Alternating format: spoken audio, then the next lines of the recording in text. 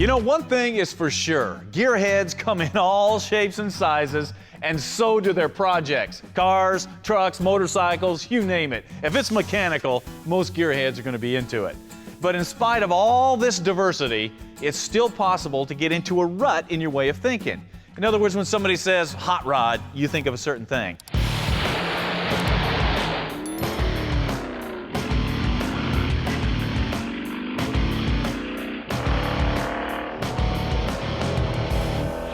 When somebody says off-roader, an image comes to your mind.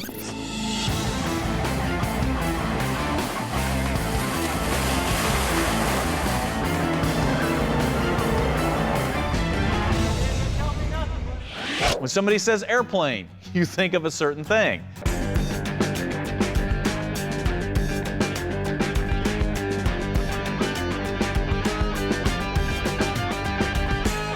But is it possible for an airplane to be a hot rod? Is there a flying equivalent of a 32 Ford? And if there was, is it something that you could buy and own and afford to have? Well, if you look back in history, you're going to find that there is an airplane that's very similar to something like this.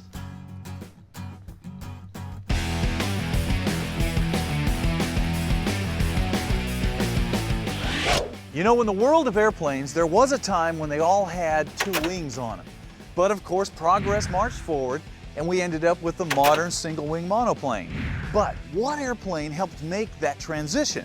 Well, a lot of people recognize the Steerman PT17 as one of the main planes to help do that. Matter of fact, this is the plane that most of our pilots learned to fly in World War II before they took on the controls of a P-40 or a P-51.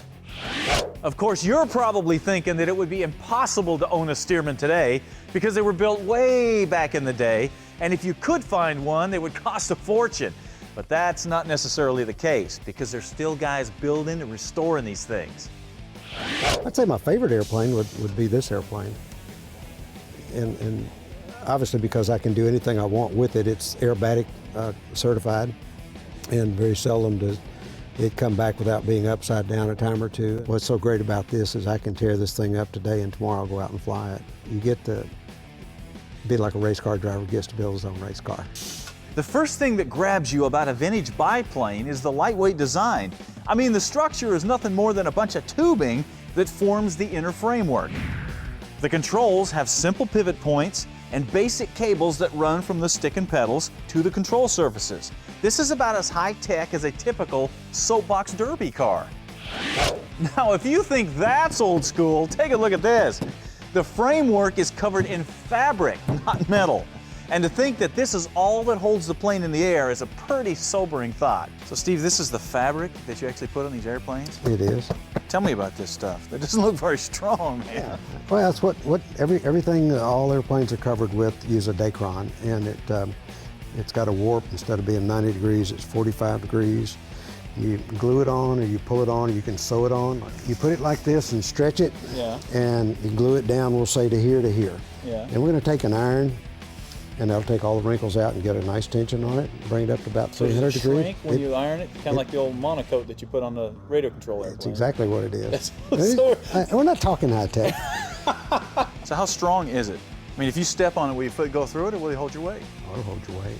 Now, the only thing that's really bad about it are high heels, people drinking, cigarettes. Or people in high heels that are drinking with cigarettes. Yeah, that'd be fun. Or somebody with a pocket knife. Yeah, that's been drinking with high heels. And it's infinitely repairable. Of course, once you get the plane covered and painted, it is surprising how tough that fabric is. However, the true simplicity of a vintage biplane becomes very apparent inside the cockpit with the simple stick and rudder controls. By simply pulling the stick forward or back or side to side, you control the ailerons and the elevator. The pedals on the floor control the rudder, and the seat of your pants is what decides how much stick and rudder you use. Boy, that stick is light. Wow. The nature of tail draggers and biplanes is they have some bad landing characteristics. This was the first airplane everybody flew, and it washed a lot of people out, and that's a shame because a lot of good pilots never made it. It all had to do with the goofy landing gear being narrow in the tail. Of course, the key to any hot rod is to have a big engine thumping out front. And the Steerman does have that. A 7-cylinder radial kicks out about 220 horsepower and allows the plane to fly at a blistering 90 miles an hour. But it's not the speed that's important here, it's the sound. Man, if you like Harleys, you're gonna love this thing.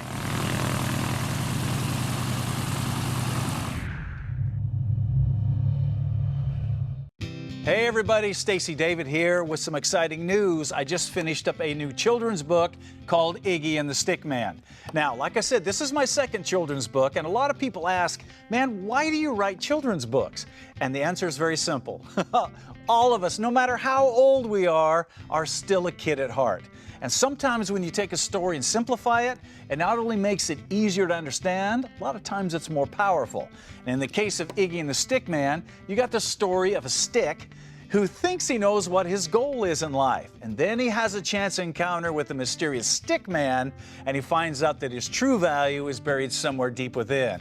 I'm not gonna tell you any more about the story, you're gonna love it. There's some great surprises that you're not gonna be expecting. So it's a great story to read to your kids, or it's a good gift to maybe give to that person that might be wondering what their goal is in life, what their purpose is. This might help shed some light on it. Get yourself one at staceydavid.com. Hey, welcome back to Gearz, where today we're taking a look at one of the coolest hot rods ever built, the Steerman PT17 biplane. Now wait a minute. Before you start protesting and saying, man, that's not a hot rod, let's take a look at its credentials. No fenders. Check. A big thumping engine out front. Check. A little tiny windshield. Check. An open air cockpit and a rumble seat. Check and check. Matter of fact, the only real difference between this and a Steerman is that one of them is supposed to leave the ground.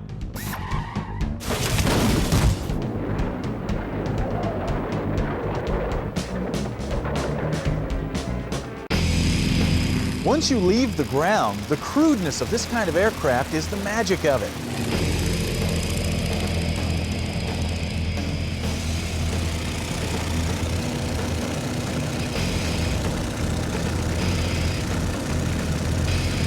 As we said before, a stick controls ailerons and elevator, and pedals control the rudder. Of course, gauges monitor the engine vitals and things like altitude and airspeed, but not near as well as the sound in your ears, the feel in your gut, and the wind in your face.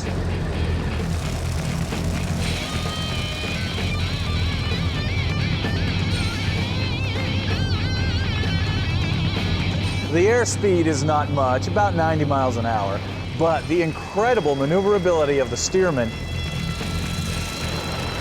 is what has made it a favorite of crop dusters and acrobatic stunt flyers for years. And this is where the magic and the legend of a biplane starts to take over.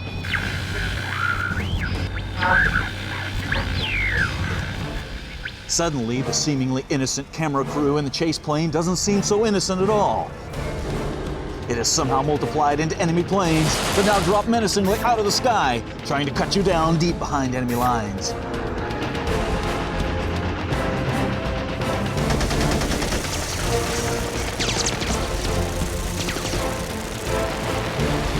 You take evasive maneuvers and reach for your guns and take the battle back to them.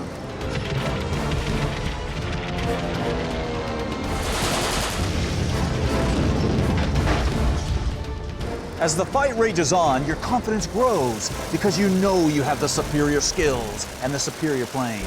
And slowly, the enemy begins to drop back one by one to your relentless onslaught.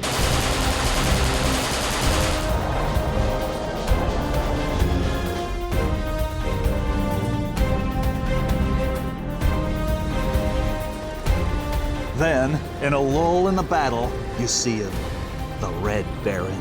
Like a big red target floating in the sky, he beckons you and taunts you to try your luck. Of course, you can't resist.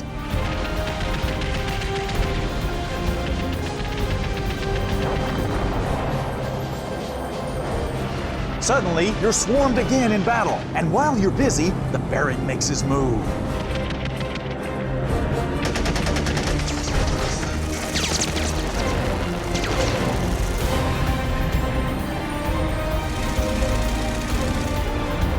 And before you know it, you find yourself going down, down, down in a trail of smoke and fire. Curse you, Red Baron!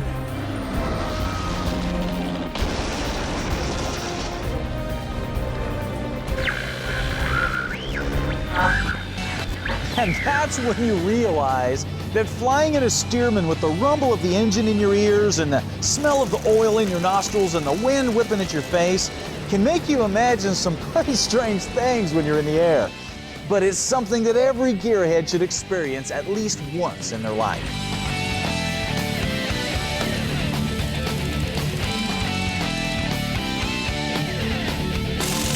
The best part is you can experience a Steerman yourself, because there's a lot of guys like Steve out there that would love to help you build and fly your own airplane. And just think of it, if you had your own, you could challenge the Red Baron anytime you wanted to.